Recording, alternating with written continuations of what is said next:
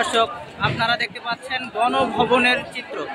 গণভবনের ভিতরে সাধারণ মানুষ এবং সাধারণ শিক্ষার্থী এসে বিভিন্ন জিনিসপত্র তারা নিয়ে যাচ্ছেন স্মৃতি হিসেবে। বিভিন্ন জিনিসপত্র আপনাদের দেখানোর চেষ্টা করছি।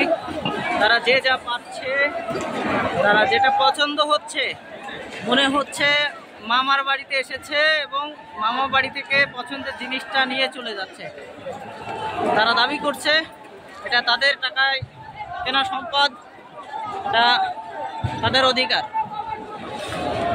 এবং অন্যদিকে দেখা যাচ্ছে শিক্ষার্থীরা তাদের যে বিজয় কেতন, বাংলাদেশের পতাকা উড়িয়ে দিয়েছে এবং একই সাথে যে নির্যাতিত ফিলিস্তিনি মুসলমান তারা যে বাংলাদেশের মুসলিমদের ভাই, সেটাও ভুলে যায় নাই। তারা ফিলিস্তিনের পতাকাও একই সাথে বাংলাদেশের পতাকার সাথে উড়িয়ে দিয়েছে। তবে